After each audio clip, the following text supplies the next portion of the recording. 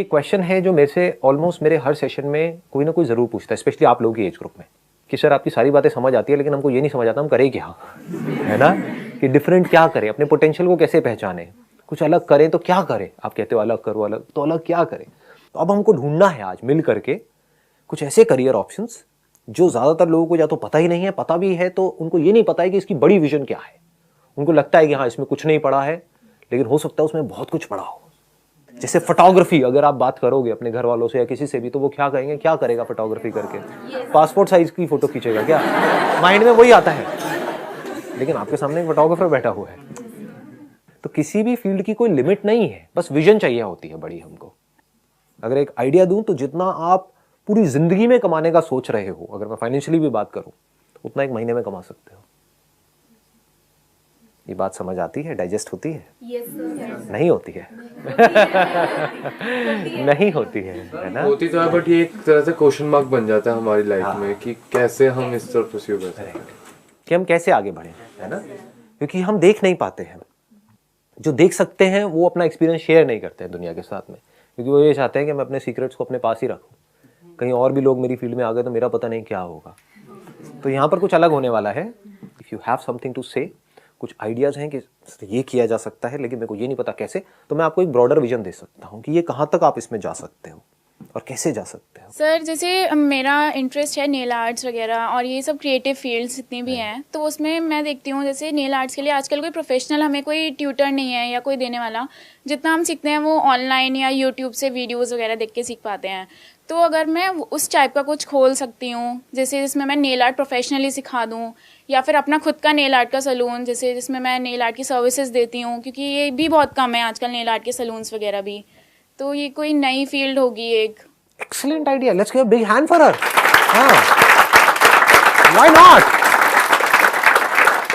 Why not? इसमें भी इतना पोटेंशियल है जिसकी कोई हद नहीं है। मतलब ऑनेस्टली बता रहा हूँ, ये जो छोटी छोटी चीजें होती है ना, आपको लग रहा होगा ये बहुत छोटा सा काम है, दिस इज समथिंग ह्यूज। अगर इसको आप ध्यान से थोड़ा सा बड़े लेवल पे देख पाओगे, क्योंकि मेरा क्या है, मैं एकदम से जैसे आप आइडिया देते हो ना, एकदम बड़ा हो जाता है माइंड के अंदर, नजर आ जाता है कि क्या हो सकता है अगर आप सही से उसको एग्जीक्यूट करो। तो देखो आपको कोई बहुत बड़ी जगह तो चाहिए नहीं उसके लिए, तो आपको एक काउंटर चाहिए एक तरीके से। तो वो काउंटर कहां पर मिल सकता है आपको? किसी भी शॉपिंग मॉल में मिल सकता है। शॉपिंग मॉल्स में शुरू में आपको कुछ परमानेंट भी लेने की जरूरत नहीं है। जैसे एक सिलेक्ट सिटी वॉक है साउथ दिल्ली में, वहां पर आप जाओगे तो वहां पर हफ्ते में एक दिन ऐसा होता है जब वहां पे स्टॉल्स लगती है और वो बहुत ही रीजनेबल रेट के ऊपर होती है। सर ये जो नेल आर्ट होती है वो पर नेल 500-600 ये लोग चार्ज करते हैं। तो पर नेल आप 500 चार्ज करते हो, पर नेल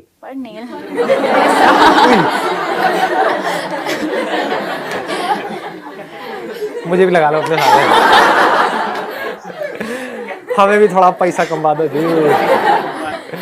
ये तो बहुत कमाई का धंधा है भाई। मतलब what you are saying is per nail 500 रुपए। Yes sir. तो अगर 10 नेल देखा जाए, 10 पे कराती है फीमेल या एक आध पे कराती है? सर 10 पे। तो दैट मीन्स 5000 रुपए हो गया इसका। और सर टो आर्ट भी होती है। हाँ टो आर्ट भी। अच्छा, टो आर्ट है वो अलग। और किसी की एक्स्ट्रा उंगली है तो अलग, जैसे ऋतिक रोशन ने। तो अब इसका मतलब अब देखो ना, इसको कहते हैं दिमाग चलाना।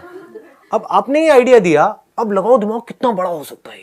मतलब इट इज ह्यूज। एक प्रॉब्लम है तो अपॉर्चुनिटी भी है। प्रॉब्लम क्या है कि इसके कोई इंस्टीट्यूट नहीं है, यानी कि आपको कोई डिग्री नहीं चाहिए, कोई डिप्लोमा नहीं चाहिए, आपको सीखना है। कोई आकर के आपसे ये नहीं पूछने वाला कि आपने कहां से सीखा है। That's what I am saying. मैं सिर्फ आपकी बात नहीं कर रहा, मैं पूरे इंडिया की बात कर रहा हूं, क्योंकि अब ये सिर्फ आपका आइडिया नहीं रहा, सबका हो गया है। देखो आप भी घर जाकर के सोचोगे मैंने क्या कर दिया। अब इस लाइन में ज्यादा कंपटीशन होगा एंट्रेंस एग्जाम में। नेल आर्ट, हर जगह नेल आर्ट। देखो, और ऐसे लाखों करोड़ों प्रोफेशंस हैं अगर दिमाग खुला है किसी का तो। देखो प्रॉब्लम के साथ में अपॉर्चुनिटी कैसे देखते हैं। नंबर 1, आपको कोई डिग्री नहीं चाहिए, कोई डिप्लोमा नहीं चाहिए, कोई एंट्रेंस क्रैक नहीं करना है, ऑनलाइन सीख सकते हो, यूट्यूब से सीख सकते हो। उसके बाद में क्या किया, आपको आजमाना है, ट्राई करना है। यानी कि कुछ ऐसा करना है कि अगर कोई आपको 500 रुपए पर नेल का दे रहा है तो दैट पर्सन शुड फील कि कुछ कमाल का है, आपकी जो स्किल है वो कमाल की है। तो वो कैसे होगी? आपको प्रैक्टिस करनी पड़ेगी, बहुत प्रैक्टिस करनी पड़ेगी। तो प्रैक्टिस कैसे करोगे? आप देखते जा रहे हो, यूट्यूब से सीखते जा रहे हो, और अपनी मदर को पकड़ा, अपनी दादी को पकड़ा, हाँ, अपनी फ्रेंड्स को पकड़ा, अपने रिलेटिव्स को पकड़ा, सबको पकड़ करके आजा बेटा, आजा, लगे हुए हो। मतलब जब पूरे तरीके से आपने प्रैक्टिस कर ली, 1-2 महीने तक, 3 महीने तक पूरा कॉन्फिडेंस आ गया, तो आपने क्या किया? किसी ऐसे मॉल को चूज किया जो उस पर्टिकुलर सिटी में टॉप पे है, क्योंकि ये 5,000 रुपए जो है वो हर कोई तो देगा नहीं, तो ऐसे किसी जगह पे जाना पड़ेगा जहां पे ऐसे लोग आते हो। तो वहां पे आपने क्या किया? स्टॉल लगाई, कुछ फोटोग्राफ्स वगैरह लगा दी, डिजाइन की, जो भी आपने अपने एक्सपेरिमेंट करे हैं, अपनी दादी के हाथ के और मम्मी के हाथ के, ये देखो है ना। तो वो सब आपने दिखाया, उनको बताइए जी आपको कौन सा चाहिए, क्या चाहिए।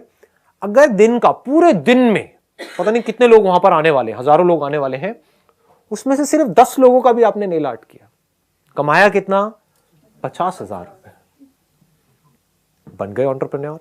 लगा क्या? इन्वेस्टमेंट कितनी हुई? अब मरे से मरा, मैं कहता हूं चलो 10 नहीं भी आए पहली बार आपने जब किया, क्योंकि धीरे धीरे वर्ड ऑफ माउथ फैलता है, ठीक है ना, धीरे धीरे, एकदम से रातों रात नहीं होता। 5,000 की आपने वो स्टॉल लगाई और सिर्फ 10,000 रुपए भी वहां से आए, 5,000 भी आए, जितना लगाया उतना भी आ गया, और आप लगाते जा रहे हो, तो धीरे धीरे काम अपने आप ही बढ़ जाएगा जब वर्ड ऑफ माउथ स्प्रेड होगा। अगर आपके काम में दम है तो, जो मैं हमेशा कहता हूं ना, काम पे फोकस करो, रिजल्ट को छोड़ो। आप समझ आ रहा है क्यों बोलता हूं कि if you are doing something extraordinary, तो लोग खुद चल करके आपके पास में आएंगे ना। हाँ, आप बोलिए। ऐसा हो कि हम होम डिलीवरी पहुंचा सके, डायरेक्ट फार्मर से खरीद कर कस्टमर को प्रोवाइड कर सके, उस वजह से कस्टमर भी सेटिस्फाइड हो और फार्मर भी सेटिस्फाइड हो। Excellent, let's give a big hand for him. देखो, ऐसे सोचते हैं, अभी सुनने में आपको बड़ा छोटा सा आइडिया लग रहा होगा, बट ये कितना इंटरेस्टिंग है, मतलब इसको करने में भी कितना मजा आएगा और इसका पोटेंशियल भी कितना ज्यादा है। इन्वेस्टमेंट कुछ भी नहीं है इसके अंदर भी। मान लो हमारे आसपास में कुछ फार्म्स हैं, 10 किलोमीटर 20 किलोमीटर दूर कुछ ऐसे एग्रीकल्चरल फार्म्स हैं, वहां पर आप गए, जा करके उनसे बात करी। बात करने में आपको जा क्या रहा है? इसको एक मूवी की तरह क्यों नहीं देखते हो? इसमें जो थ्रिल है, इसमें जो एडवेंचर है, जो मजा है, दुनिया के किसी एडवेंचर स्पोर्ट में नहीं है।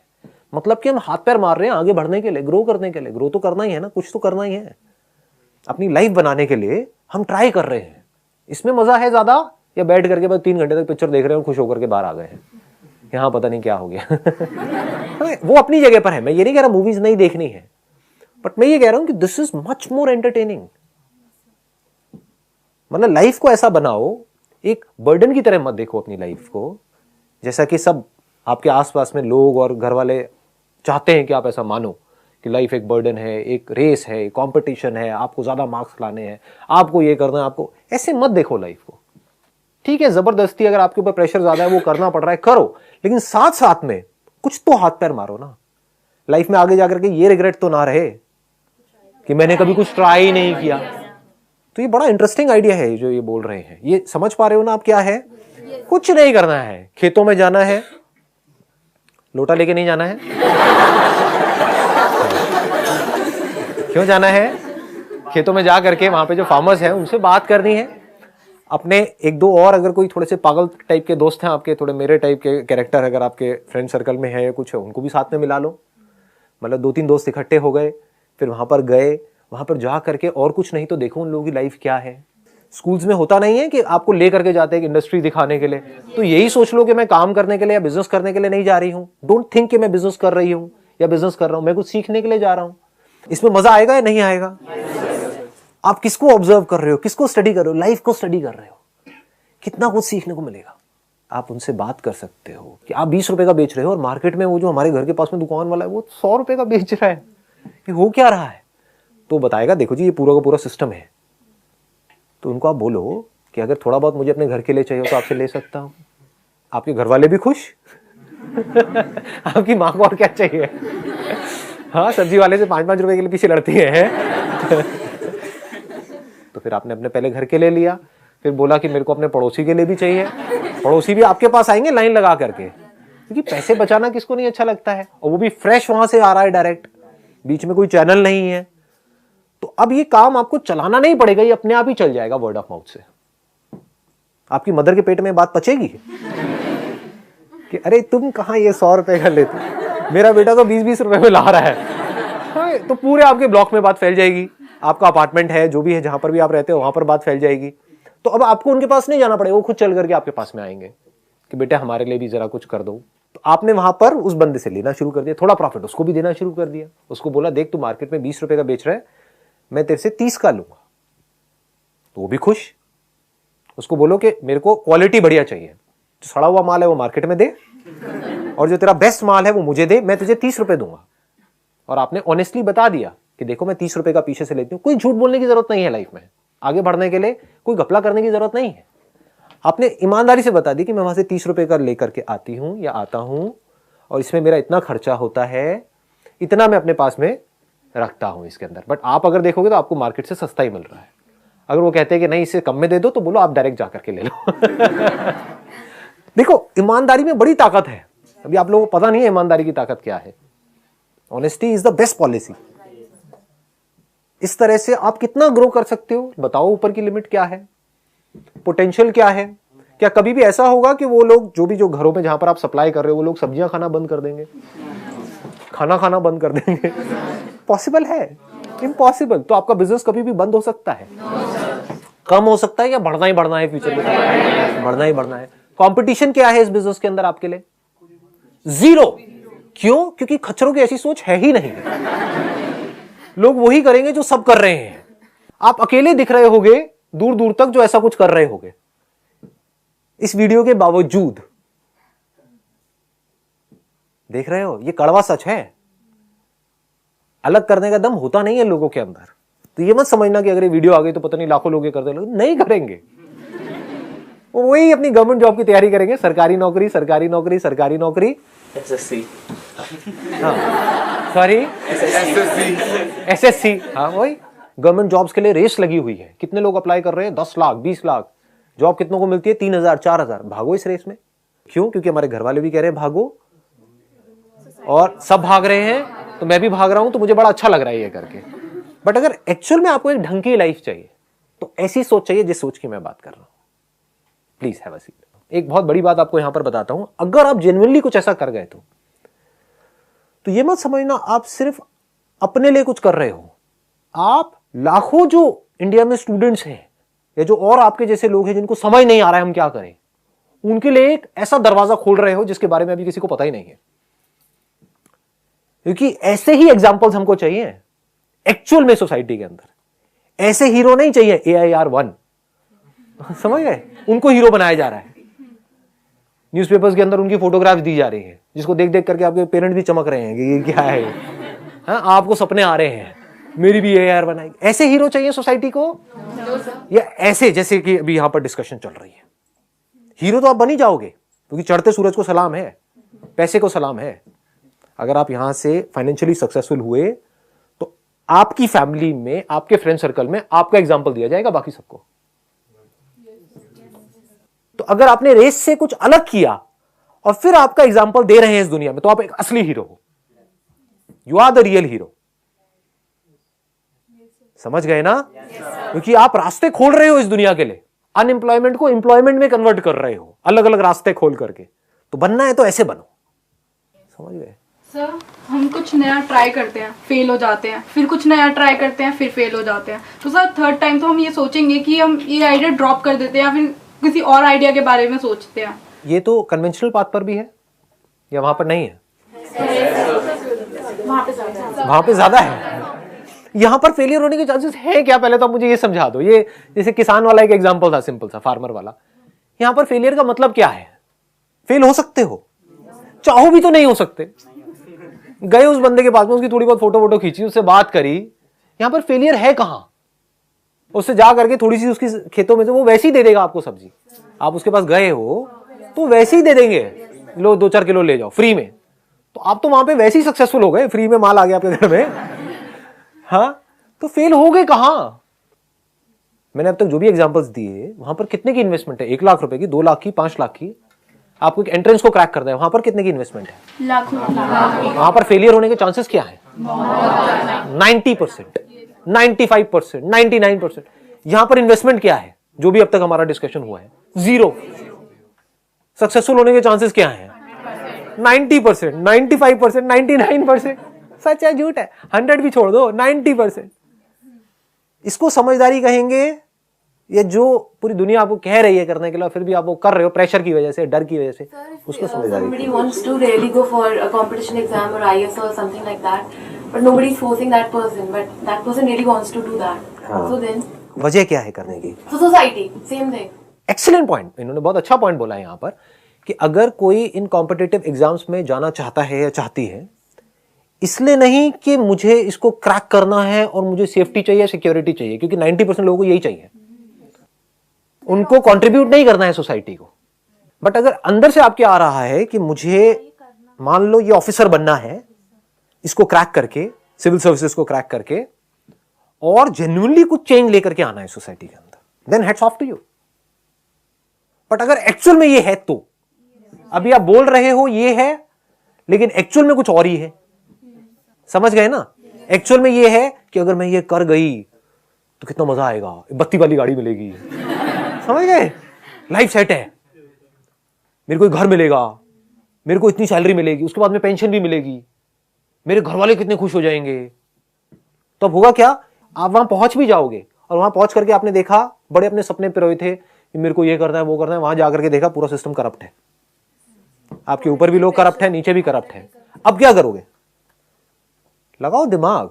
अगर तो आपका पर्पस जेन्युइनली ये था कि मेरे को बदलाव लेकर के आना है, तो अब आप बदलोगे उस सिस्टम को, दिमाग लगाओगे कि अब मैं कैसे इसको ठीक करूं।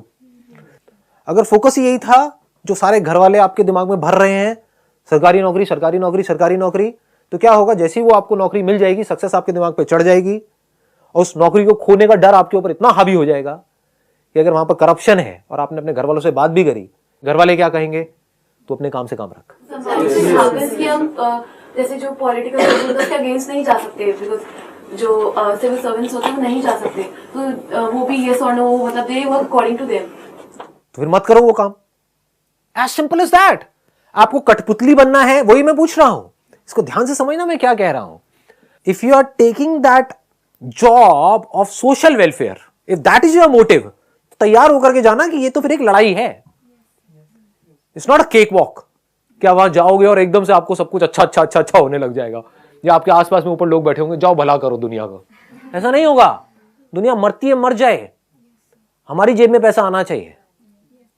तब अगर आपके अंदर ये वैल्यूज होंगी, आपकी लाइफ का पर्पस ये होगा कि मुझे बदलाव लाना है, तो आप पहले से ही माइंड मेकअप करके गए हो कि मुझे इस एग्जामिनेशन को क्रैक करना है, अंदर जाना है और जो होगा देखा जाएगा।